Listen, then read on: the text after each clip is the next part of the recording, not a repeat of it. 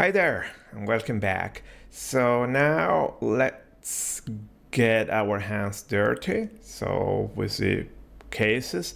So you should get in the file with all the cases in the video description. You have a link. So as you see, we're going to do a lot. We have RANS, RANS, SRS, so many videos.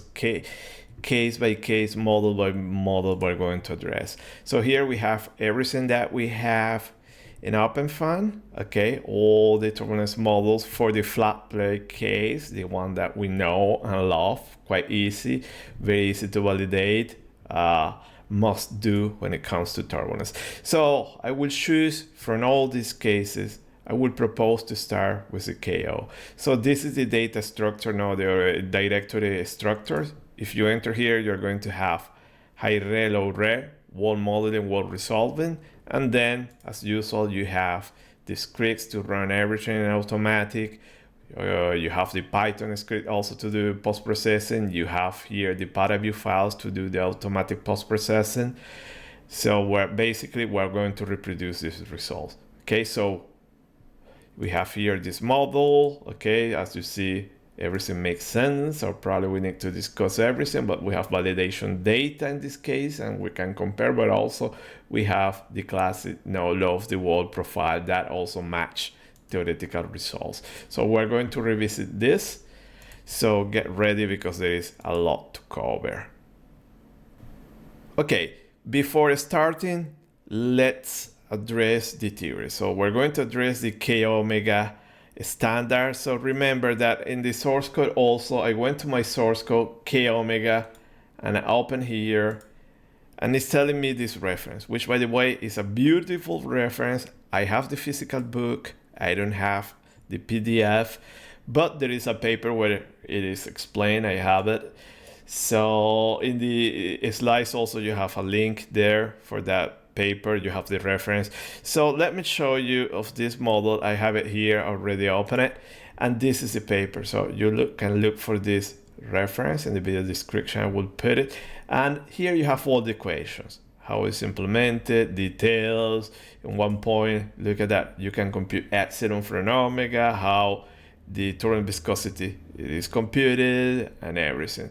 So you keep reading. I'm not going into details. It's going to talk about boundary conditions, initial conditions, what are the limitations, when you can use it, and so on. Okay, so you have everything.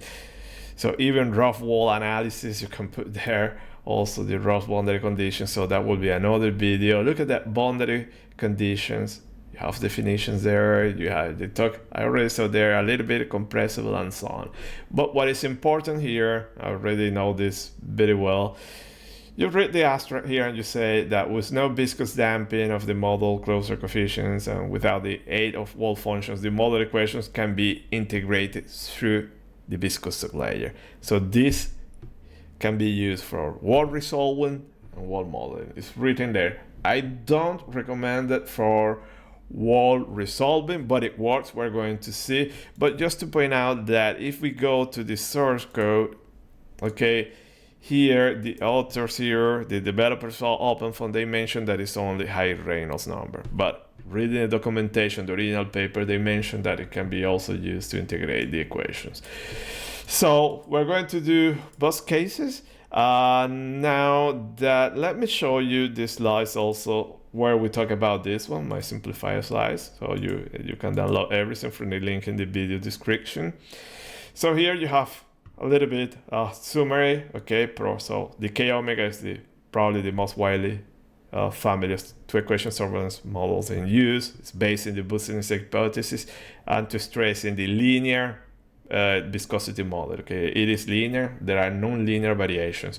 Here you have a little bit the initial development. So actually it was developed initially by Kolmogorov, okay, but instead of calling omega the specific dissipation rate, for him it was vorticity, then and probably was the first two equation model. Then it was further developed by Sutherland, Lander-Spalding, and they also used this concept of vorticity, but then Wilcox took it and introduced this specific dissipation rate, and from there now we have different variations, okay, modifications. The most well-known are the K omega SST and the 2006 that we're going to revisit. Talking about the references, you have it here. This is the one, the PDF I show you. As I mentioned, it's very important to know this, okay?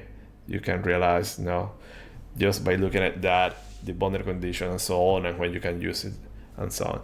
So here you have the equations, okay, not going into too many details. So 2 equations to compute turbulent viscosity, okay. You have all these coefficients that they are calibrated, and I have to stress this one, all the physics, it is contained in these coefficients, okay. There are some calibration with experiments, analytical solutions, CFD simulations, DNS, and so on. And I will rant a little bit about AI because I see many people working in AI for improved models. I think it's too difficult to do that, but well, people show results, but there is a logic behind this, okay? And I do not agree too much with that, but in any case, people, you can do whatever you want. So here you have your coefficients, auxiliary relation, as you mentioned, you have epsilon, okay? You can compute integral length scales, some comments about wall functions and so on. And this is how I choose now to set boundary condition. It's not proper what the author recommends, but it's the most, let's say, it is the mean, the mean equations that you find in literature between all models. You have a lot of models, so this is when you put it. Probably most of the people use this, but it's not precisely what the author recommends, but I think it worked fine. So this is how I set it. Then free string initial condition, there are a few recommendations. These are estimates, I have to stress. Estimates to get your solution working. Remember, it's initial condition, boundary condition problem, so you need to get an estimate to get it working, and it has to be a good estimate, okay? So another way to compute it, and is you compute it in this way, the recommended values are like this, so you can choose low, intensity, medium, high, and according to this, you take these values and you put it here. To stress something, in this case, all the solutions are computing for intensity 1 and the viscosity ratio 1. Okay, so you put it here, you can get the values that we use in OpenFOAM, and that's all. Let me come here also because we have these 2 links. We have this one, it's a fantastic link. This is our link, probably you already know our channel. And to mention something about that, so the NASA resource is a fantastic. This guy, I have to say, they know 2 or 3 things about CFD and turbulence, so just follow their guidelines. So here you have a few models that they use and so on. So you can click here as we're going to work in the K omega, and you're going to get here this description, a lot of stuff, okay?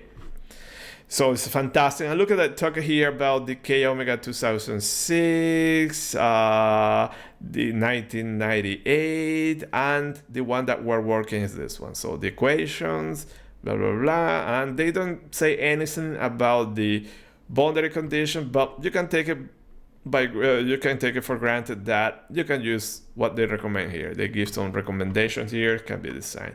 Okay, they have some notes there for OpenFOAM users. If you want, you can use it. And talking about our website here, you can find in web tools, and somewhere in web tools you have this calculator to get estimate.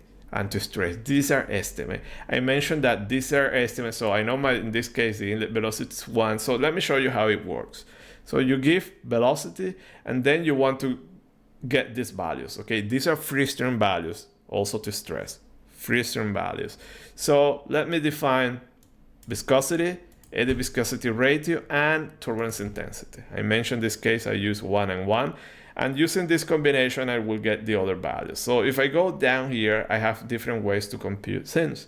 The one that I'm interested, compute K epsilon omega from turbulence intensity and the viscosity ratio. Select here, compute, and there you go. You have this value.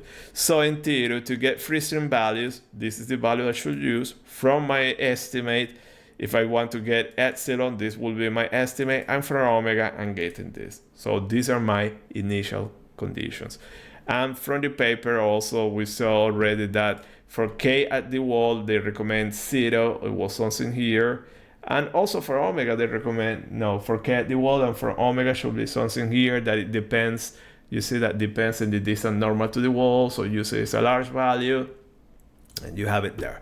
Okay, so let's now work in this case. Also, I forgot something to mention that we have in the video description. You can download this as also I have it here, the practical estimate. And to stress, these are estimates to get your initial conditions, probably also initial mesh, the first cell center for the y plus, and also wall values. So here I'm just talking about some values, I call the like approach, these quantities, and then based these quantities you can get your estimates. Some dimensions, very important, remember, it's very important. And for instance, you can estimate integral length scales, something like this. Okay, so there are many ways to do it, and you will get in books and you will find many correlations. So as I say, and I want to stress, these are estimates, but this estimate, they need to make sense to get good solutions. So I put in here many estimates. So talking about the one I use, this, okay, you have intensity, this is the one I like to use, and then you compute the quantities like this, then you have epsilon, omega, and so on. So there are many ways to do it. The one I show you by no means is the authority in all the fields, but it's up to you. Then also estimation of y plus wall distance. So here's how you can get an estimate when doing the mesh. So usually it is an iterative process to get your y plus, your mesh for a given y plus, but using this procedure, you can get a very good estimation, and most of the time it works. So usually we know that there are correlations for CF, okay, and for the flat plate it is in this case, but there are for different relations. So you estimate your Reynolds, get a correlation for CF, compute shear stresses, put this shear stress in the shear velocity, and then the y plus equation. Well, set a target here. Let's say my target is 1. Put all your values and get the distance from the wall to the first cell center here. If your target is 300, put it here and you get your value. So this is how I estimate when I'm doing the mesh my first cell center. Okay, it is not perfect, but I have to say it works very well most of the time. So here I'm sharing this slide. Also I have some comments about is you have the Prandtl number and so on, then the Schmidt numbers, you have the species, temperature, thermal diffusivity. So there are some small corrections, Lewis number that enter in combustion chemical reactions and so on. So there are many corrections that you can add. So a little bit also wall distance units, and I mentioned that it's not only about this one, but also this counts, and it counts a lot for SRS, scale resolving simulation. Here in RANS, we can get our way around, but it's better to resolve those dimensions and so on. So many guidelines that probably later we're going to revisit. And here also, well, we revisit this dependence close to the wall and these results. And we go further, and you can also get turbulence length scales like the Kolmogorov scales, and also Taylor micro scales and so on. So all those estimates, you have it there. So I don't want to go much in the details there, but just get familiar with that. So let's move to the practical case. So at this point, I will propose the high-res, okay, the wall modeling. So let's move here. We have the case. We know what is going on here. So I will go into details in this case, and then we move for the other models. I'm not going to revisit everything. So we're going to revisit just the dictionaries and so on, and the boundary conditions. Probably if we move to another model, we'll revisit boundary conditions and so on. So first is constant. Remember, here you define your turbulence model. You have many turbulence models here. We're using the K omega. Here you have physical properties, viscosity.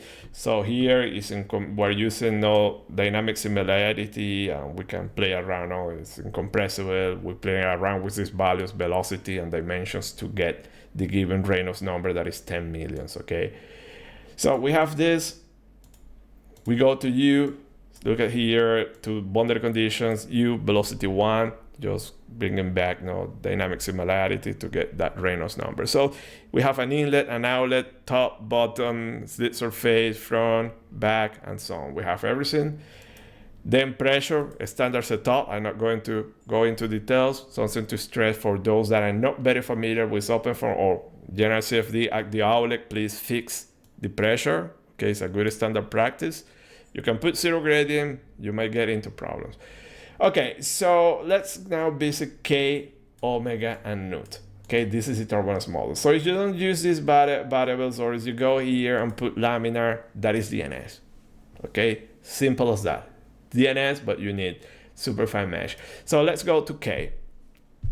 So look at that. Initial value, I put this one. Look familiar? Probably yes, because this is the value I use here. We compute here using my reference quantities, which, by the way, you have always a README file, and here just put in reference quantities, so always check. Then inlet, you fix the value, so in this case you fix it.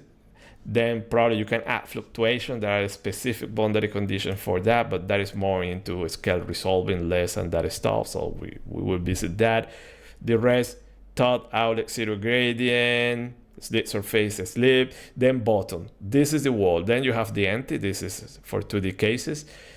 So bottom, look at that. This is how you enable the boundary the wall function. So this is for K, so you have it here, K. So this is a general one. You can use it for K, for turbulence model that compute K, turbulence model that compute Q, which is the Q zeta, or turbulence model that compute R, Reynolds stresses. Okay, so in 3 situations you can use it. You have a variant that K low ray wall function. So go to the source code and look at this. They put some comments there. I'm not going to comment on that, but my advice, stay with this one. Okay, this one is very reliable. Okay, and you can go and put 0, fixed value 0 is switching off, but that is not going to work. I invite you to test it, and you will see that you're going to get the wrong results. So this is how you set the values. K is 0 at the wall.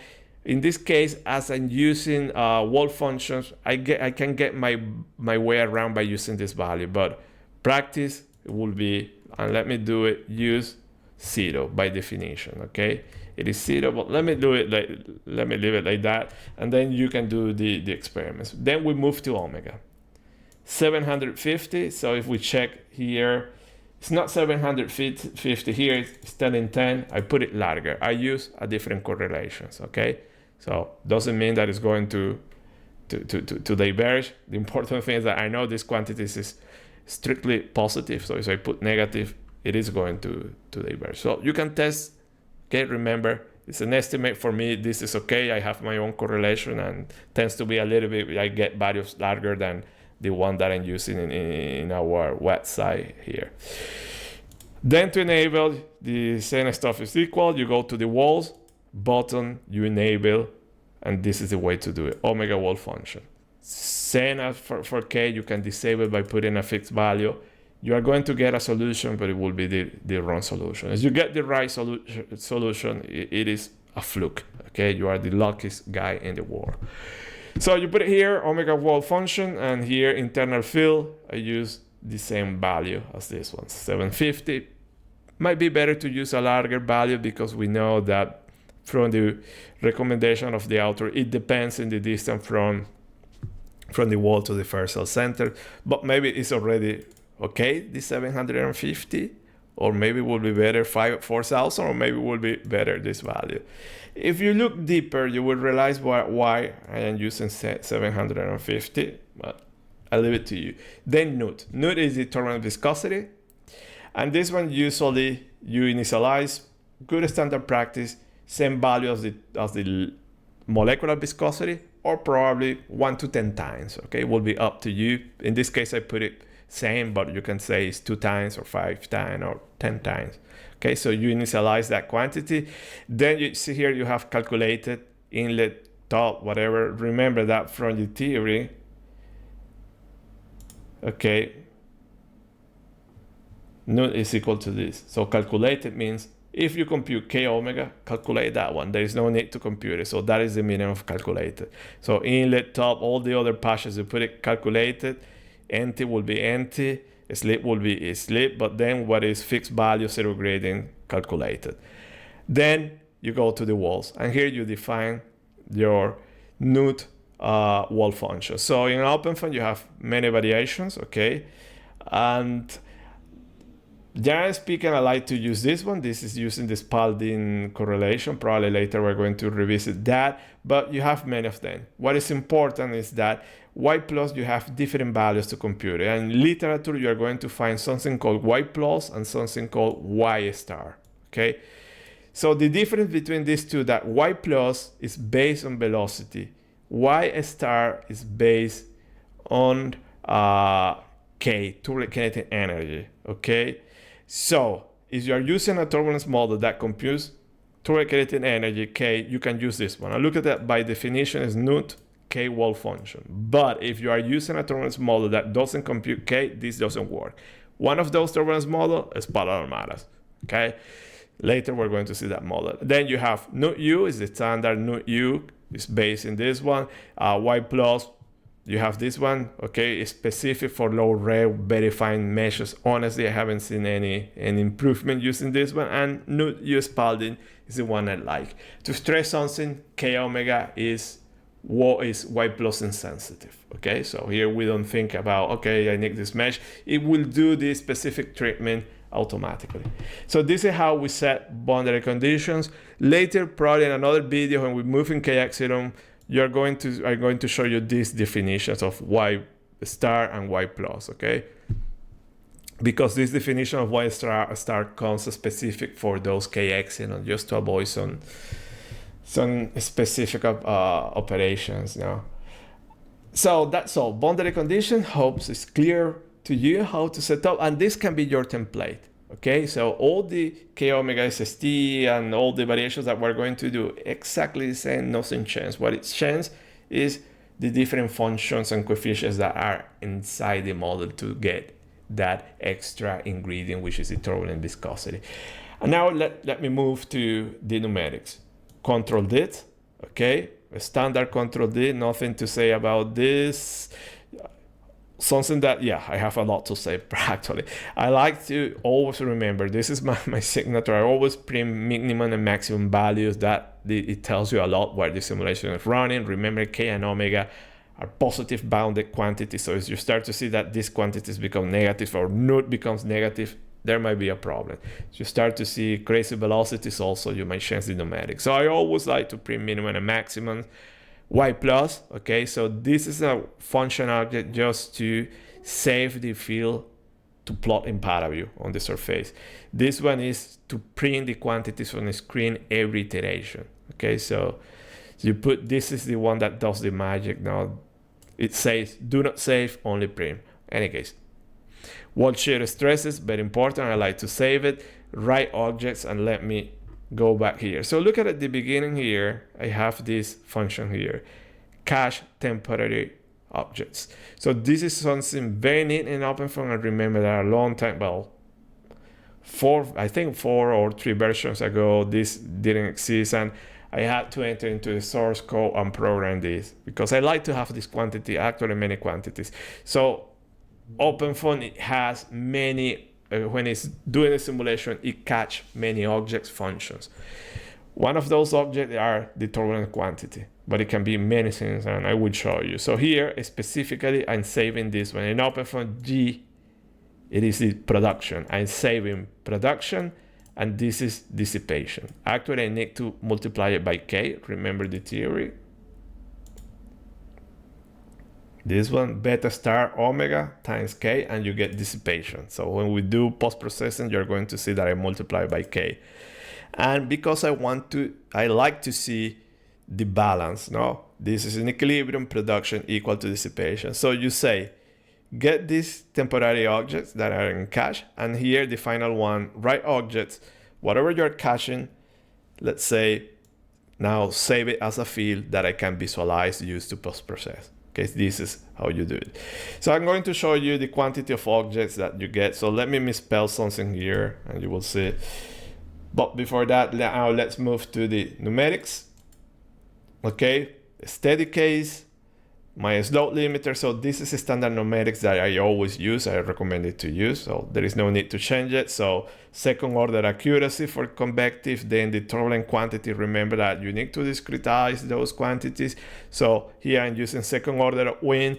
Many times you will see that the problem is going to diverge due to the turbulence quantities if you are checking everything, or when you are printing minimum and maximum, you're going to see that they're going to become negative values. So in those cases, you can switch to upwind. And I have to say that for me also, in principle, it is okay to use an upwind for turbulence. Turbulence, after all, it is a dissipative process. So basically here, kind of you are enhancing that turbulence process. Some people might argue that no, due to the numerics, needs to be globally second order, but it's up to you. But honestly, sometimes, many times I do it. But in this case, let's do to keep everything second order linear upwind. You can also use a pure method, but this one will be extremely oscillatory. You will see that you will get weird effects and so on, but it's up to you to test it. But this is my standard numerics. Limited one, quality of mesh, so on. This final one is important. This is only used for those Y plus insensitive models, namely the K omega family of model. And this is a way to compute the Y plus normal to the wall. There are different methods implemented in OpenFOAM. I recommend you to go for this one. You have another one, Poisson, and then I don't recall the search one. Just misspell something there and you're going to get it. But this is how you compute the distance normal to the wall. And let me bring also the website here from NASA. As you read this website here, this page, they're going to talk here about that. There are different ways to compute that distance normal to the wall and so on. So feel free to go through that. So this is all. We revisit all the dictionaries. The rest here is just to do sampling. So this is how we work. And this should be your template, very accurate. Okay, so depending also on the quality of the mesh, the only thing that you will change here is this one, 0.5. And actually will be the best practice is to leave it 0.5. Put it to 1 because this is a perfect mesh. So in any case. So now at this point, let's do something. Let me run the script mesh to show you the mesh, if you are not familiar with this mesh or the domain. So this is what we're going to do. Okay, so this is the classic flat plate case, and let me here where internal mesh. So each color represents a different patch. Okay, and let me put also the surface there. So inlet, outlet, this is the slit wall. So the flow enter here, and then suddenly we'll find the wall, and then the boundary layer is going to grow. Then you have the top there, and then you have the empty group front and back. Okay, and this is what we're doing. Okay, simple case, but we know it very well how it works. Okay, that being said, and also in the CFD cookie we visit here, we saw this one. So you are not familiar with the case, go back to CFD cookie 1, and there we talk about a lot about that. So now let's run the solution solver, and let me stop. Control C, I killed the simulation. And look at that, I have all these temporary objects, and this is what I was mentioned. I put it there, I misspell, and it's telling me it doesn't exist. This is all the stuff that I have in memory, in temporary memory. So as you see, a lot of stuff. Not everything is related to turbulence. There is numerics, matrices, and so on. But from here, you can get many quantities. As I mentioned, always G, somewhere here, you will have the G, K omega, as you see the turbulence model. Or if you see your equations, many of these terms are going to make sense to you because you have it in the actual equations. Look at that here, you have the production, then somewhere there will be the beta star, you have here this Y plus, somewhere you're going to have distance normal to the wall, a Y value, so a lot of stuff you have there. Okay, so that is fantastic, I love it, I use it a lot, and let's run now the case properly. Okay, so run all. So remember, this is scripts that are going to do everything automatically.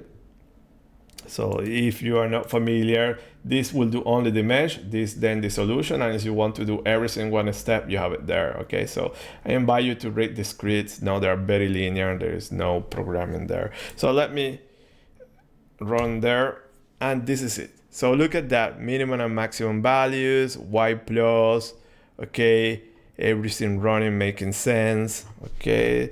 And this case is also, I'm running all cases to a fixed value. So all the comparison is apples to apples, okay. Same measures, and also fixed values here of 2000 iterations. Why is important to mention this? Because it might be some other turbulence models that require more iterations. I don't know. So you might need to iterate to get better results. Okay, so I leave it to you. What else I would like to mention? Nothing else. So you have everything running there. So look at that. For this mesh, you have a minimum value of y plus of 71, maximum of 115, average 85.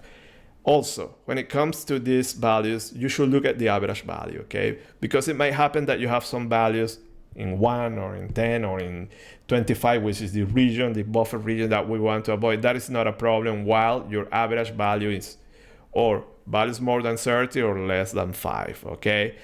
Also, be careful, check where you have the minimum values, because if you have those minimum values in critical regions, that might be a problem because you might unset transition to turbulence or phenomena like that. So look at that, we have our solution, fantastic, and let's do the post-processing. paraFOAM, and I'm not going to open the automatic script, and just to revisit what is happening here. Okay, so let me go, and I will like to hide the internal, and we can show now the colors in all the surfaces now. So this is what we have, iteration 0. Okay, then play. You don't see anything because, well, we need to zoom. Let me choose the empty patches, empty group, and there you have the boundary layer growing. Okay, then you can look at the other quantities. I remind you that here you go into the button and you can select all the quantities, and K, torrent kinetic energy. So in the boundary layer we have everything where it's produced. Torrent viscosity, we're going to talk later about that. So but you have it here. So this is where the turbulence model is kicking in. Okay, then omega, and look at that omega at the walls is usually a large value. Okay, and look at that here, you have that value. Okay, it's about 1,000 set there. K here is not to be 0 because we are outside of the viscous layer. Is a finite value, but you see here how it's evolving. And then we have our y plus that is only compute at the walls. And see here that it's growing. Okay, so this is our case. And let me close here. And to do the post-processing, load state. Remember that here you have 3 states. Let me open state 1. This is already okay, but sometimes in your computer it might be in a different path, but it's pointing to somewhere that you already have in this working directory, okay? Even if this is not the name of the case that you're working, it is okay. Don't worry. But if it is pointing to somewhere else, fix it to the current location. So look at that in this automatic plug state in OpenFOAM. This is what we're doing, okay? We have a plot here in this line. In this point at the wall, we compute shear stresses. We use that quantity to compute shear velocity, and then we do this plot. Then we sample velocity here. Okay, this line must be normal to the wall. Some people say perpendicular to the string lines. Pretty much will be the same, but you see, if you have curvature, there might be some variation. But in any case, I don't want to go into details. You have this plot, a way to validate, a way to answer the question. How do I know if I'm doing the right stuff? If I'm following the right steps, if I don't have any experimental data? So just look at this theoretical result. The most widely validated correlation in fluid dynamics, experimental and numerical.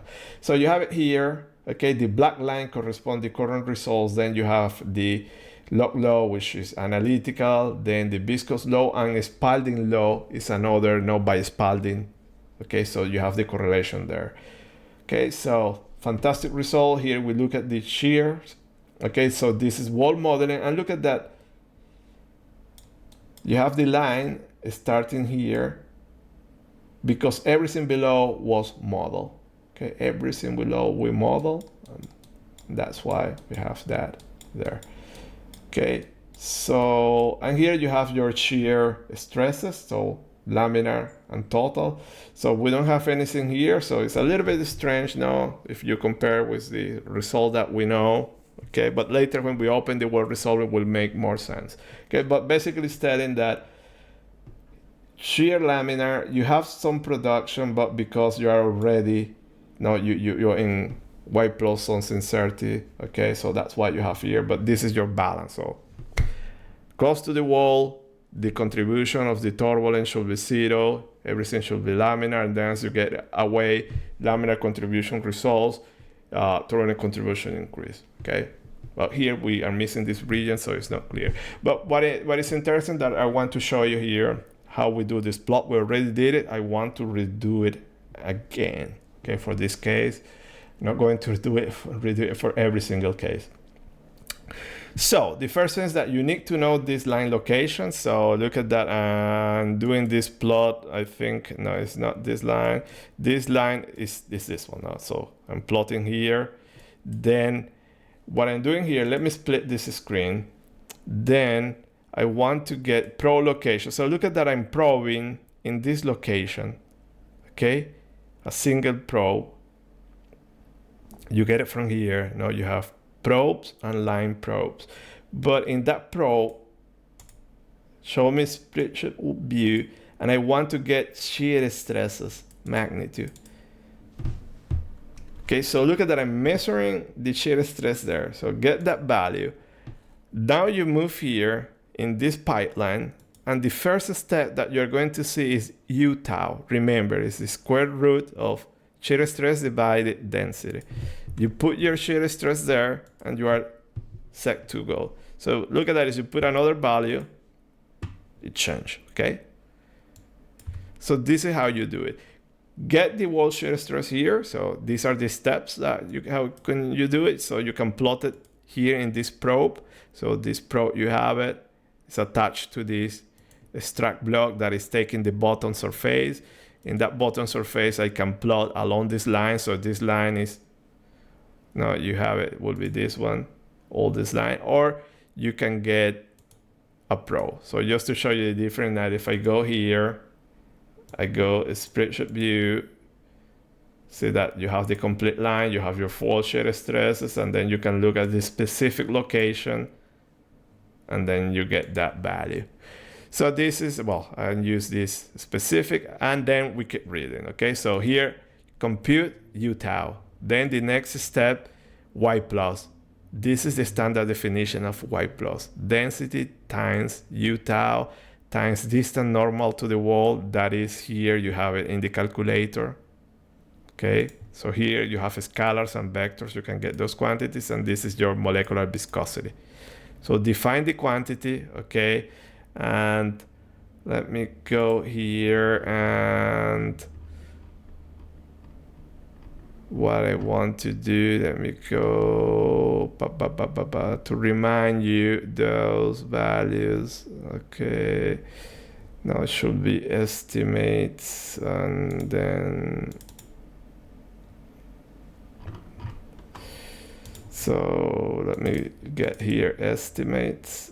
Okay, and to remind you Y plus what we're doing here. Okay, so Y plus is computed like this, shear velocity like this, U plus computed like this. Okay, so look at this this equation. It's basically the one that you have in paraView, this one. Okay, you have Y plus, then U plus. So we go back here, U plus. There you go. Then this is the correlation for laminar. So that one, I think I don't have this side here, or probably yes. That correlation, I have it.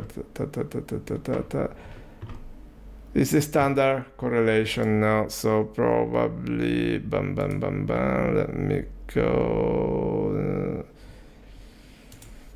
So let me go to the first one, this one, and here I'm sure I have that correlation is this one.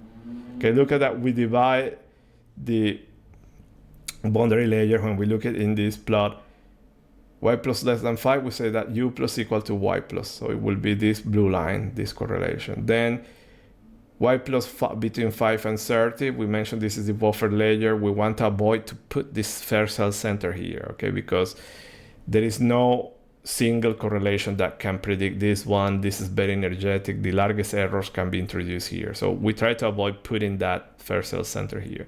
And then we go here, and this is the correlation that holds, okay? So these are the equations that we're plotting here in paraView. So as you go to paraView, okay, you have this one, then the other one, the standard equation. Here I compute gradients, so that is a filter. So I guess I need to do a proper tutorial in paraView. There is a lot of stuff. You have it here, gradient. So I compute the gradient of what? Of u. Why I compute the gradient? Because I want to compute the shear stresses. So the laminar shear stress in a shear layer, remember this is shear layer, so we have only in this direction moving in, let's say in this plane, x, y. So I need to use only the gradient 1, the component 1, normal to the wall. So molecular viscosity multiplied by that gradient, or the combination of gradients that they enter here if you have a fully 3D flow. So this is the laminar contribution. Then the turbulent contribution will be the turbulent gradient plus that component. And let me go back also, because I think in this exercise I also have it here.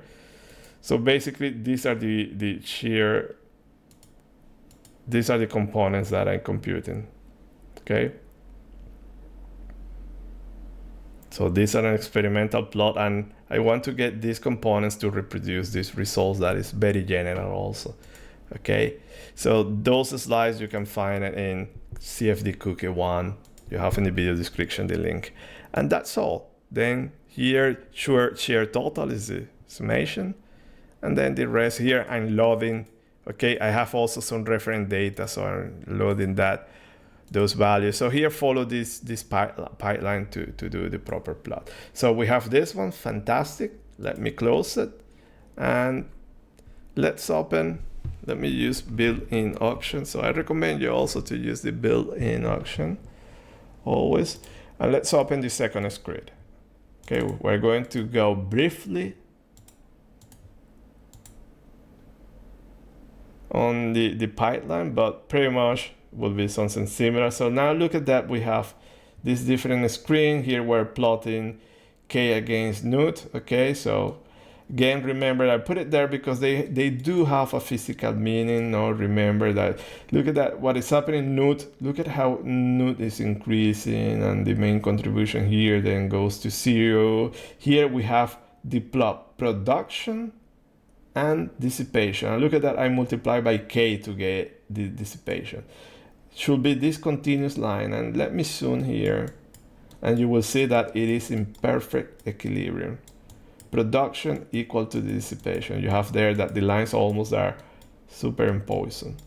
Okay, and here you have also the shear stresses plot in the background, but you see those results better now in the low ray. So fantastic result. Just to mention about newt, look at here in this plot. You have newt. So close to the wall, no, you don't produce too much, then you start to produce. The production, usually the production of newt peaks in the boundary layer. So see that it's peaking here, then goes down. So this is another way to know if you are doing things right. Now, if you have that newt is peaking close to in the wall or close to the wall, it's not right. So you see that it's peaking outside this boundary layer. It's something strange. Here, well, this is the y plus normal to the wall. You can see that our y plus, we go up to 5,000 here. So when you plot here, this 5,000, look at that corresponds, Rouse is peaking here, okay? And to revisit this pipeline, just to show you here that we have u tau, everything, but the new step here will be this one, I think this one. The beta star omega k, the dissipation. So I take that temporary object in OpenFOAM, multiply by k, and you get no, the dissipation. So those quantities are all available here. I mentioned here, let me plot here to show you gradients. You have all the component of gradients, also component 0, 1, and you get it. So in this case, we get this component normal to the wall. No, it's the shear layer, and that's it. Okay, let me close and let's go to this third one. Okay, so erase, load, third state, and all the states are pretty much the same. Some other cases that we have new variables, I introduce new states. But here we know what is happening here. We validate it here, okay, probably you can hide there, you have this TMP value, this one you can hide it, but here you have your physical profile, it makes sense, nothing strange, no decomparison, no y plus, whatever.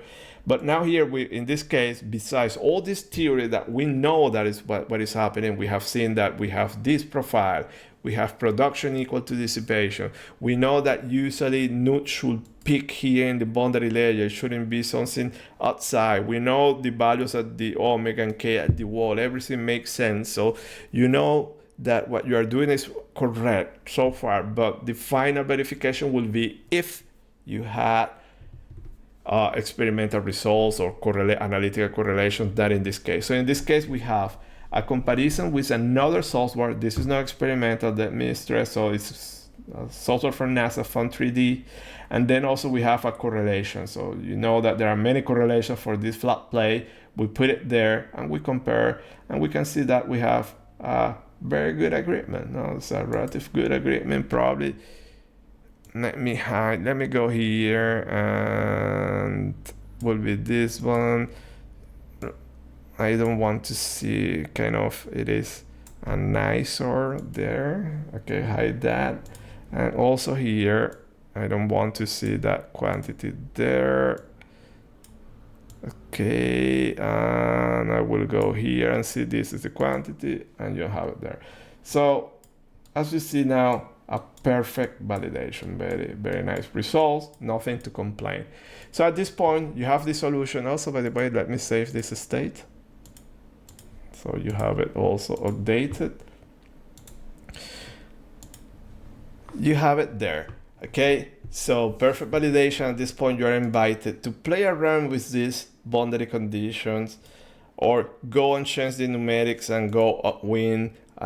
I can guarantee you nothing is going to change, or there are some small differences that they will be really, really, really small, okay? And then interestingly, go here and choose your own boundary conditions for omega, for k, or for node, and you are going to see that the results are going to be, they're not going to be the correct ones, okay? You are going to get the solution, but it's not the correct one. So importance of knowing the specific pointer of OpenFOAM, okay? And hopefully I address that. This is your template, and whatever case you change, just follow the same rules. So now we have different cases. So from this one, we're going to move now to the low re, exactly the same, much finer mesh, okay? And it will take longer, the computation. So let's move to this case. Using the magic of video editing, you're going to see the solution and then a short discussion. Okay, we're back. Okay, we run the case. Just to remind you, nothing changed. Go here, run this script. Okay, this is the script, and off you go. You're ready to set the case. So we have all the scripts here, all the output. I always save the output. I'd also recommend you to save the output and look at what is running. You have everything. You have your quantities, minimum and maximum. Nothing is strange, but what is important? Y plus. So this case, Y plus, as you can see, is well resolving, and actually it's a very, very fine mesh. Okay, and if you go on a steady, you will see that for this Y plus, the time set will be super small if you want to keep your CFL about 1, 2. Okay, so you start to see now the differences, why sometimes it's better to use well resolving. Also, the mesh, the cell count is much, much lower here. So it's much more lower in wall modeling. So that being said, let me go and Let's open the nothing changed, as I mentioned. Turbulence model, it is exactly the same. Physical properties, exactly the same. We go to control the nothing changed here, no, in order to make it a wall resolving. SB schemes, nothing changed, okay? SB solution, nothing changed, okay? Exactly the same. So you get the point that for every case, it doesn't matter if you are wall resolving, wall modeling, all these options here, it will remain the same. Even the objects that you are saving, they are exactly the same. The only differences that you are going to have is in the wall functions, in the initialization values, because the wall functions are exactly the same. So look at for K, it is exactly the same, but now as I go and it's wall resolving, by definition in the viscous layer, we don't have any fluctuation. So this value, it is 0. Contrary to the wall modeling that, yeah, you are outside, so you should have some fluctuation, so you use the same as the initial value, or maybe you can use something larger. It's up to you to get a better estimate that they want to show in you, or the one that you find in literature. So you have this value, definition is 0. Then you have this wall function that is specific for these cases. As I say, I haven't seen any improvement, and actually sometimes I don't get good results. So I try to stay away from that. I read the source code, I know what is happening, but my advice, use this one that is perfect. It works for super fine meshes, okay? But it's up to you if you want to test this one. In this case, I think it's going to work fine, but there are some other cases that you start to see some strange behavior. You go to for omega, initial value, pretty much the same definition. It is the same now, but now look at that. Here, the value at the wall, it is a large value.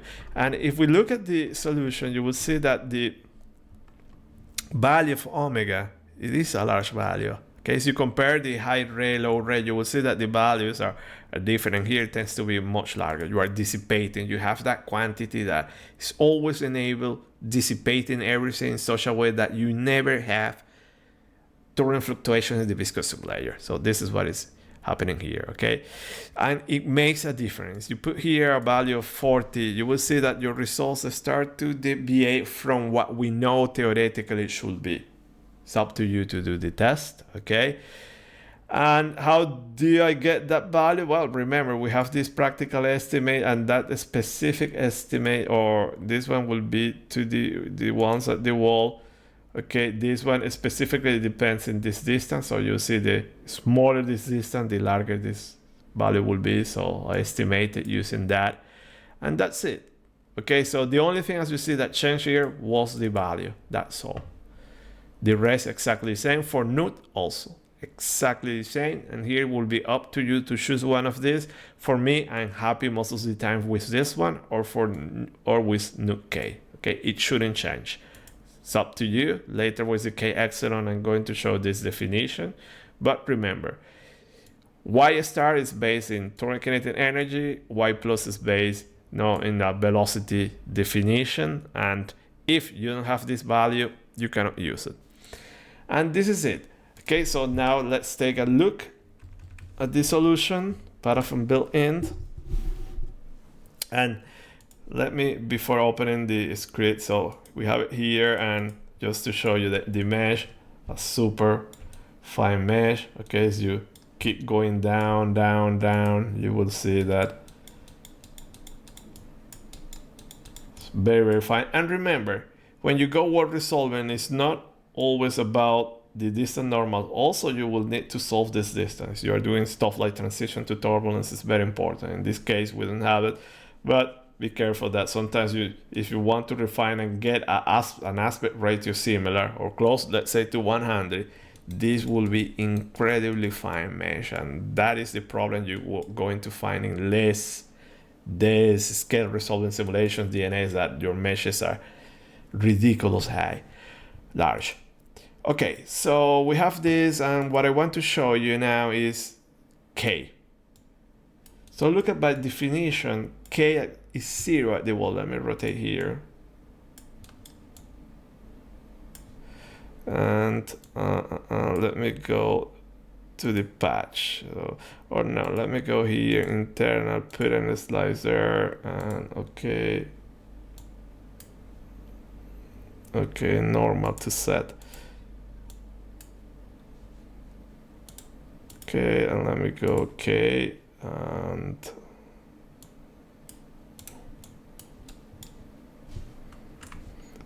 let me use also the actual cell center value. And this is, so if I keep zooming, you will see that the value is 0 at the wall by definition. So you go to the word resolve and you will see that it's a finite value. Okay, I recommend you to use the cell center value. Now if we look at omega, look at that it's a very large value, and this is what it happened. See that it is just acting in that viscous suit layer and keeping that quantity, and this is the value. Remember, we gave a value, but then OpenFOAM recomputed and put in this value. Now we put like 40 million, I don't know, or 4 million. Now it's going here to 16, and this is a mechanism that is keep dissipating, avoiding all the formation or the generation of fluctuations here, and that's it. And then you have all your other quantities, you have your y plus there, and so on. So now let's do the other plots. Let me go here, load state, paraView, state 1. This is the one I want to use here. And there you go. Fantastic. Exactly the same workflow as the previous case. So I not commented here in the pipeline. So my advice, get familiar with this pipeline.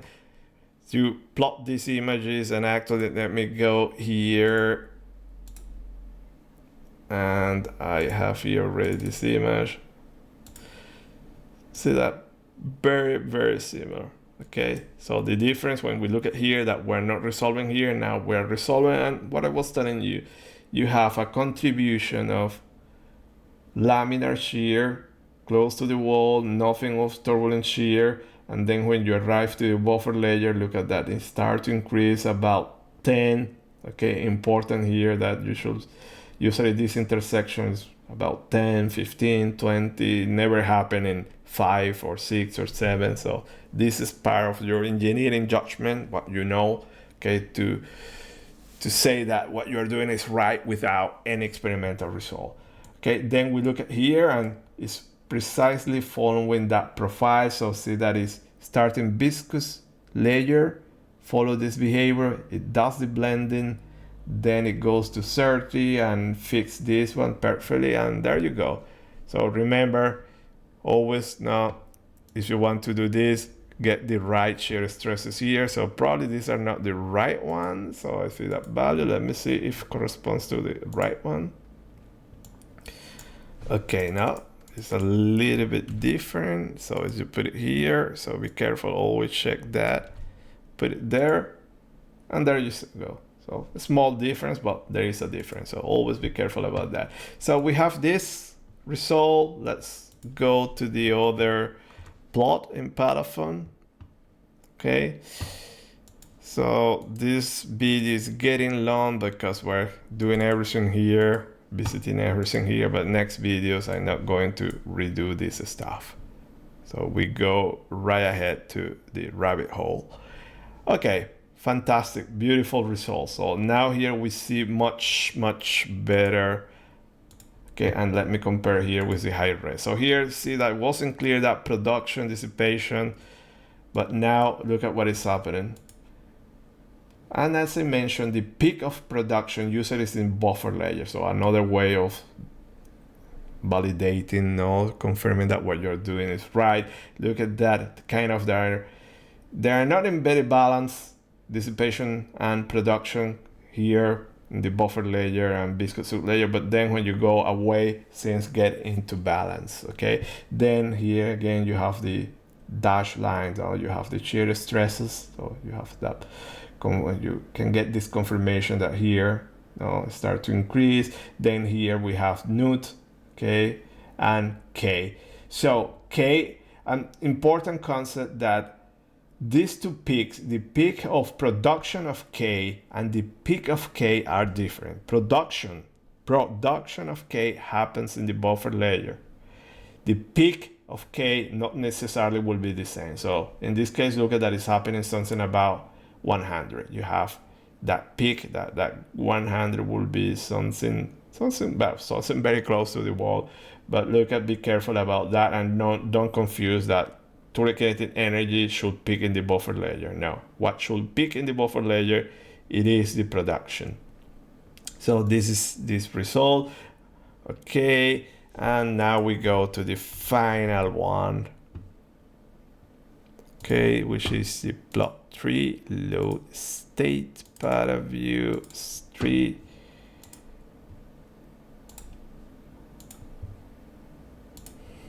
Which we will compare with this one and see that pretty much same results. So pretty much here we're resolving everything. Look at that, it goes here, then blends here, viscous layer here, stays here.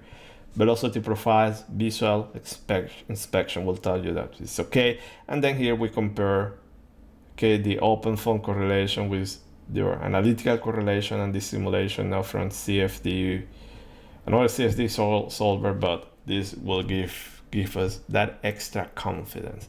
Okay, there you go. So I hope it is clear. No, that question, that how do I know if my CFD results are right if I don't have any experimental results? So here you go. You know your theory. Good engineering knows and judgment, and you can just say that what I'm doing is right. Then it will help a lot if you have a reference experimental value. But even if you don't have this one, by looking at these plots, when it comes to turbulence, you can get good solution. And then how to set up cases, turbulence cases. Okay, so we address K omega, high re, low re. Important takeaway, you have here the setup of boundary conditions, and this will be for you your template. Okay, then what is going to change is the value, okay, the numerical value for that boundary condition, and they need to make sense. So I invite you to play and put crazy values, and you will see solutions are going to diverge, or maybe you can get a good solution, but it will be just a fluke. And finally, to end here, you have here this Python folder that you can do, the automatic plots with Python. And let me go here, and you need to use Python 3, and you go Python 3, okay. And we already visit this in the CFD cookie one, but I try to overcomplicate things, so I'm not going to explain this script, but you go here and you will see what I'm doing. So just read the data, do constructs and interpolation functions and blah, blah, blah, blah. But pretty much you're going to get these plots, okay? So very nice here, okay? And then the friction coefficient here. So I'm comparing with some other results. I think I need to improve this one. This is something taken from, I took it from OpenFOAM, but I took the wrong reference system. Also, don't be afraid that it's wrong. I took the wrong reference system, but in any case, you have it there. Okay, perfect solution. And there you go. So yes, this is how we set up cases. And we're going to keep visiting every single variation, okay? From RANS to RANS to scale resolving, so it will be long. But hopefully I will answer all the questions that people asked from previous videos. So how do I work in this model? Some models that we're going to see that are not going to work. And we're going to see why it's not working. So the importance of knowing the theory, but also some other models that are not going to work. Maybe because we need to iterate more or choose a different numerics, or probably, who knows? I don't know why it's not converging. So that's all. Sorry that was super long video, but hope that you're getting an idea and you get now that you have now better tools to set up your simulations. You have these estimates, you have the links, the references, and always I want to stress, you need to know your theory. So thank you for your attention and see you in next videos. Bye.